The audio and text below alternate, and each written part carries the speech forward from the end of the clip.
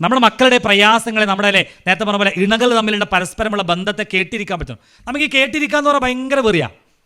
കേൾക്കൂലല്ലോ, കേൾക്കുമോ? ഉദാഹരണങ്ങൾ ഫോൺ ചെയ്യാണ്. ഫോൺ ചെയ്യുമ്പോൾ അപ്പുറത്തുള്ള ആൾ ഫുള്ള് സംസാരിച്ച് കഴിഞ്ഞിട്ട് എൻ്റെ ഭാഗം പറയുന്ന എത്ര ആൾക്കാരുണ്ട്? മനസ്സിലായില്ല? ഞാനിപ്പോൾ നിങ്ങൾ എൻ്റെ ഇവിടുന്ന് ഒരാളെ വിളിക്കുകയാണ്, അപ്പോൾ ഹലോ കാര്യങ്ങളൊക്കെ പറഞ്ഞ് ചോദിക്കുന്നതല്ലാതെ എനിക്കൊരു കാര്യം പറയാനുണ്ട്, ഒരു സംഭവം പറയാനുണ്ട് എന്ന് പറഞ്ഞിട്ട് ഞാൻ ഇങ്ങനെ സംഭവം പറയുമ്പോൾ അത് ഫുള്ള് കേട്ടിരിക്കുന്ന എത്ര ആൾക്കാരുണ്ടോ? ഇപ്പോൾ ഇവിടെ നിന്ന് സംസാരിക്കുമ്പോൾ അല്ലേ, ഇപ്പോൾ ഉദാഹരണം പറഞ്ഞാൽ വേഗം മനസ്സിലാവും. ഞാനിപ്പോൾ ഇടുക്കിയിലേക്ക് ഒരു യാത്ര പോകണം. ഇടുക്കിയിലേക്ക് ഞാനും എൻ്റെ ഫാമിലിയിലെ ഞാനും എൻ്റെ വൈഫും ഇങ്ങനെ യാത്ര പോകുന്ന സമയത്ത് ഞങ്ങളിലെ ഇവിടുന്ന് ഒരു ചായ കുടിച്ചു. അപ്പോഴത്തേക്ക് നമ്മളും പോയില്ലെങ്കിൽ നമ്മളും പറയുന്നത് നമ്മൾ പോയപ്പോഴും അവിടെ നിന്ന് തന്നെ വിളിച്ച് നമ്മൾ പോയി നിങ്ങൾ അവിടെ എന്ത് കണ്ടോ, അത് കണ്ടോ എന്നിട്ട് എന്ത് ചെയ്യും? നമ്മളെക്കാട്ട് തോന്ന കഥ നിങ്ങളേക്ക് പറയാം. നമുക്കിങ്ങനെ എന്താ പറയുക, ഈ നാവടിച്ചു കേട്ടിരിക്കുക എന്ന് പറഞ്ഞാൽ തീരെ കയ്യില്ല. ഇത് കുടുംബജീവിതത്തിൽ ഭയങ്കര പ്രശ്നം ഉണ്ടാക്കും.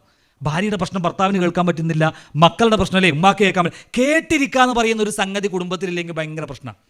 ഞാൻ എപ്പോഴും പറയുന്നുണ്ട്, ഈ ഇറാ ഗുഹയുടെ ചരിത്രം നമ്മൾ പഠിച്ചു നോക്കുന്ന സമയത്ത് ഖദീജ ബീബിയും അള്ളാഹുവിൻ്റെ റസൂലും തമ്മിലുള്ള വല്ലാത്തൊരു മൊഹബത്തിൻ്റെ ഒരു സംഭവം ഉണ്ടായി.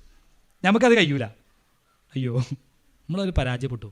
നോക്ക് നിങ്ങൾ, അവിടെ ഖദീജ ബീബിയും ആയിഷനെ റസൂൽ ഇങ്ങനെ തമ്മിലുള്ള സംഭാഷണം. നബി സല്ലല്ലാഹു അലൈഹി വസല്ലം അല്ലേ പേടിച്ചു വരച്ച് തന്നെ ഭയങ്കര പനിച്ചു വരച്ച് വരികയാണ്.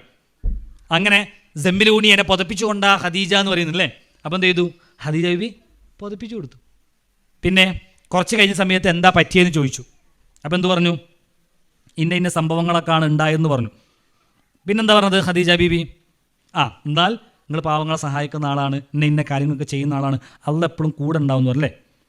നമ്മളെ കഥ ആണെങ്കിലോ, അത് നമ്മുടെ വ്യാപ്പളൊക്കെ നേരെ വൈകി വരാം, ഏടോ പോയി കുടുങ്ങി പ്രയാസപ്പെട്ട് വരാം. നമ്മളെ മോളായിക്കോട്ടെ അല്ലേ, 6 മണിക്ക് വരേണ്ട മോളാണ്, 10 മണി രാത്രി അല്ലെങ്കിൽ ഒരു 9 മണി രാത്രി വിളിച്ചിട്ടുമില്ല, എന്താണെന്നും പറഞ്ഞിട്ടൊന്നുമില്ല.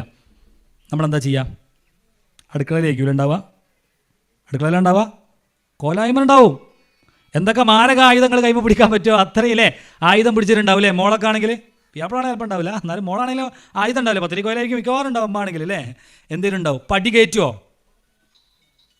കയറ്റുമോ ചോദ്യങ്ങളില്ലേ ഒക്കെ ഉണ്ടാവില്ലേ. എന്തൊക്കെ ചോദിക്കും? എവിടേനി അങ്ങനെ ഇങ്ങനെയെന്നൊക്കെ അല്ലേ കുറേ കാര്യങ്ങൾ ചോദിക്കും. ലാസ്റ്റ് പറയുന്നത് സാരല്ല പോട്ടെ,